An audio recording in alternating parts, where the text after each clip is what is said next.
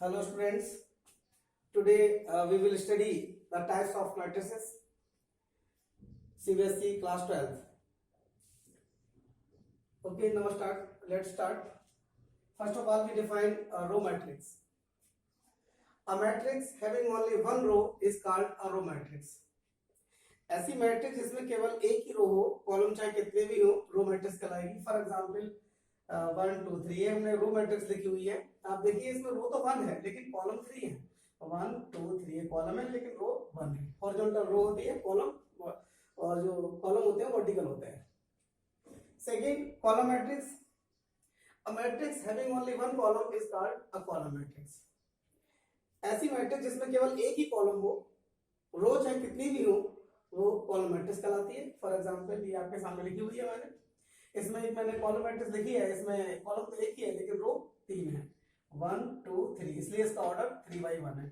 Order में हम पहले रो लिखते हैं फिर कॉलम लिखते हैं. इसका ऑर्डर 1/3, इसका 3/1. Okay, now we will square matrix. What is square matrix? A matrix in which the number of rows is equal to the number of columns is called a square matrix. ऐसी matrix जिसमें रोज and columns equal हो, उस matrix को हम square matrix कहेंगे. For example आपके सामने मैंने लिखी है, दो मैट्रिक्स लिखी हुई है.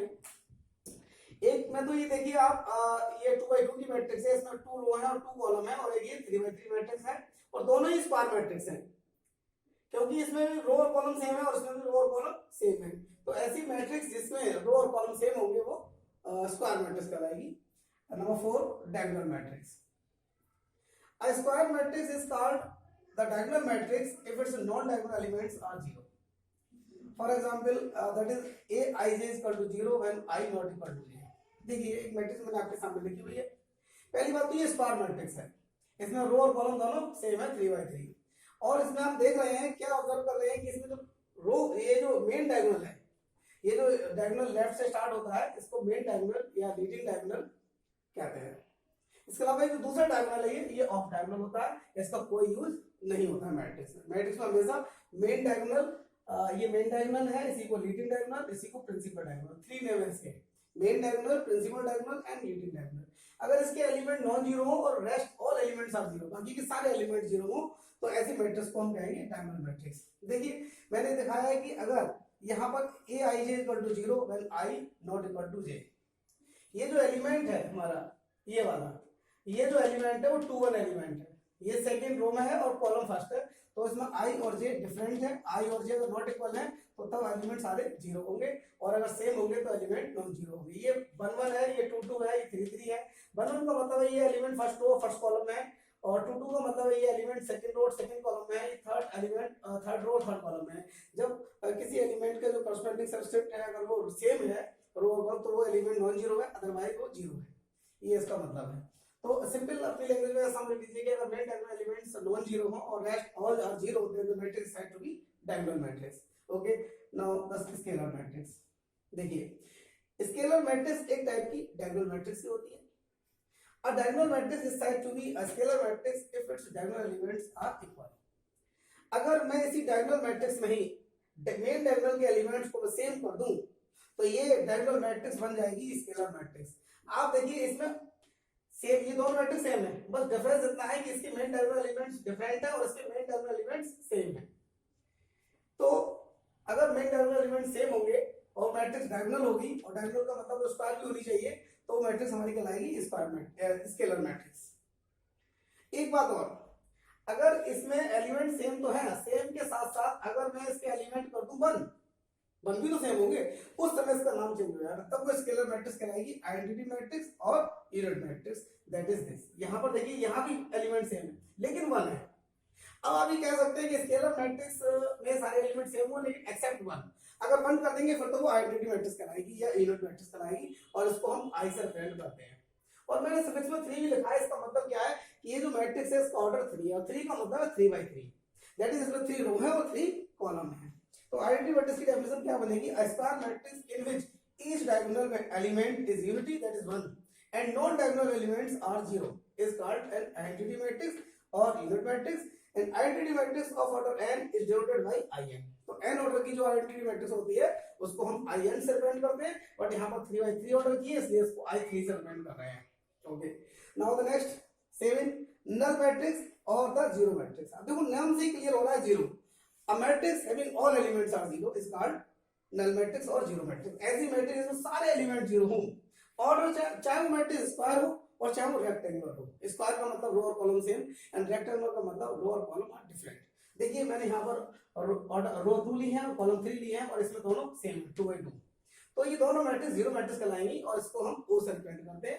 लेकिन दो के हमने रिप्रेजेंटेशन दी है, आइडेंटिटी मैट्रिक्स को आई से रिप्रेजेंट करते हैं और नल मैट्रिक्स को या जीरो मैट्रिक्स को ओ से रिप्रेजेंट करते हैं। बाकी की सभी मैट्रिक्स को हम इंग्लिश अल्फाबेट के कैपिटल लेटर से रिप्रेजेंट करते हैं। अब जरा एक समराइज करते हैं इसको। आप देखिए कि हमने एक स्क्वायर मैट्रिक्स बनाने के लिए कंडीशन लगा दी कि रो और कॉलम दोनों सेम हो जाएंगी तो मैट्रिक्स हो जाएगी हमारी स्क्वायर मैट्रिक्स, इसमें रो और कॉलम सेम है। अब स्क्वायर मैट्रिक्स में हमने एक कंडीशन और ऐड कर दी कि स्क्वायर तो हो, डायगोनल एलिमेंट्स नॉन जीरो बाकी सारे जीरो हो, तो वो बन गई डायगोनल मैट्रिक्स, यानी स्क्वायर से बनी हमारी डायगोनल। अब देखिए डायगोनल में एक कंडीशन और लगा दी कि डायगोनल मैट्रिक्स तो हो लेकिन एलिमेंट्स डिफरेंट ना हो, सेम हो, तो तब वो बन जाएगी स्केलर मैट्रिक्स। यानी इसमें एक कंडीशन और लगाई तो ये बन गई स्केलर मैट्रिक्स। अब देखिए स्केलर मैट्रिक्स में एक कंडीशन और लगा दी कि स्केलर तो हो लेकिन एलिमेंट वन हो, तो तब उसको कहेंगे आइडेंटिटी मैट्रिक्स या यूनिट मैट्रिक्स। तो एक एक कंडीशन बढ़ाते जा रहा है, नई डेफिनेशन हमारी बनती आ रही है। इस तरह से हमारी 7 डेफिनेशन पूरी हो गई। इसके बाद और भी है अभी, वो मैं आपको बताता हूँ।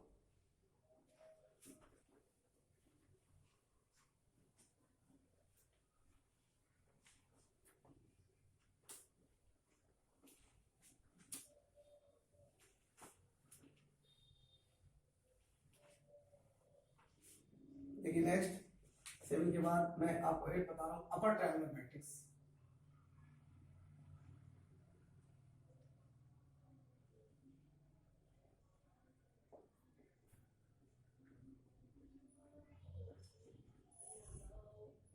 अपर ट्रायंगुलर मैट्रिक्स क्या होती है? अ square matrix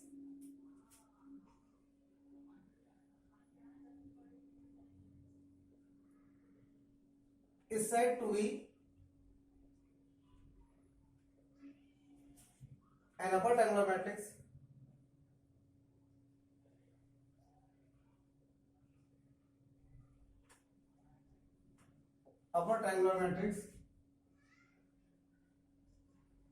if all elements below the main diagonal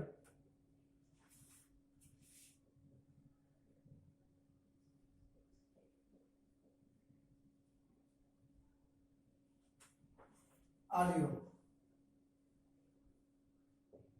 मतलब सारे एलिमेंट्स मेन डायगोनल के बिलो वाले जीरो रहने चाहिए। फॉर एग्जांपल देखिए मैं एक मैट्रिक्स आपके सामने बना रहा हूँ।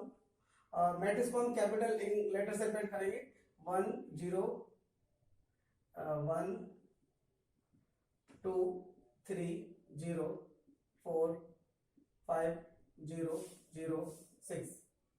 ये एक मैट्रिक्स है, इसका ऑर्डर 3 by 3 है, तो दैट मींस आप कह सकते हैं कि स्क्वायर मैट्रिक्स है और ये इसका मेन डायगोनल है और मेन डायगोनल के इसके बिलो में 3 एलिमेंट है और तीनों एलिमेंट कैसे हैं? जीरो है। और मैंने ये लिखा है कि ऐसी स्क्वायर मैट्रिक्स अपर ट्रायंगुलर कहलाएगी जिसके all elements below the main diagonal are zero, जिसके डायगोनल्स के बिलो में जो भी एलिमेंट होंगे वो जीरो होंगे। ये मेन डायगोनल है या लीडिंग डायगोनल है, इसके 3 नाम है इसके। एक तो है लीडिंग डायरेक्ट डायगोनल और एक है मेन डायगोनल और एक है प्रिंसिपल डायगोनल। तो जब भी हम डायगोनल की बात करेंगे तो हमेशा मेन डायगोनल की बात करेंगे। तो ये हमारा अपर डायगोनल मैट्रिक्स हो गई। इसी तरह एक है लोअर डायगोनल मैट्रिक्स।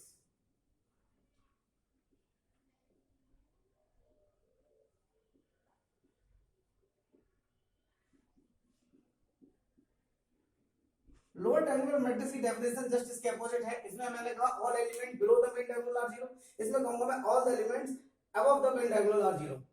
अब आप देखिए कि उल्टा क्यों है यहाँ पर, कि इसमें तो हम बिलो में अपर कह रहे हैं और इसमें लोअर में अपर वाले जीरो होंगे, मेन डायगोनल के ऊपर के एलिमेंट जीरो होंगे। तो मतलब क्या है मैं आपको बता दूं, आप देखिए ये जो मैट्रिक्स मैंने बनाई है इसमें मेन टर्मिनल के बिलो एलिमेंट 0 है, लेकिन जो नॉन जीरो एलिमेंट है उनसे एक ट्रायंगल बन रहा है और वो ट्रायंगल मेन टर्मिनल के अपर में है, इसलिए इस मैट्रिक्स को अपर ट्रायंगल कहते हैं। अपर में ट्रायंगल बन रहा है इस मैट्रिक्स में, इस मैट्रिक्स के अपर में ट्रायंगल बन रहा है नॉन जीरो एलिमेंट से, इसलिए इसको अपर ट्रायंगुलर मैट्रिक्स कहते हैं। अब लोअर ट्रायंगुलर मैट्रिक्स का एग्जांपल आप समझ लीजिए कि क्या होगा, 1 0 0 2 3 0 4 5 6। देखिए ये भी मैट्रिक्स जो है आपकी स्क्वायर मैट्रिक्स है और 3 by 3 ऑर्डर है इसका। आप देखिए इस मैट्रिक्स में अपर मेन टर्मिनल के अपर में जो एलिमेंट है वो सारे जीरो है, अब जो एलिमेंट है वो जीरो है, और जो मेन टर्मिनल के बिलो में अगर हम देखें तो नॉन जीरो एलिमेंट से ट्रायंगल बन रहा है और वो ट्रायंगल लोअर में बन रहा है, इसलिए इसको हम लोअर ट्रायंगुलर मैट्रिक्स कहेंगे। तो बड़ी सिंपल लैंग्वेज आप क्या लिखेंगे, a square matrix is said to be a lower triangular matrix if all elements below की जगह अबव लिख देंगे, above the matrix above the main terminal are zero. ये हो गई आपकी। अब इसके बाद 10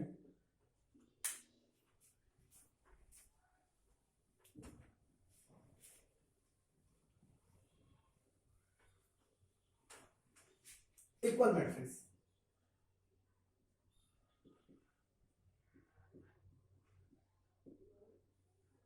देखिए दो मैट्रिक्स ही हमेशा इक्वल होंगी, तो two matrix are said to be equal if they are of the same order and the corresponding elements are same, मतलब उनका ऑर्डर भी सेम होना चाहिए और उनके कॉरस्पॉन्डिंग एलिमेंट भी सेम होने चाहिए। To matrices are said to be equal if number one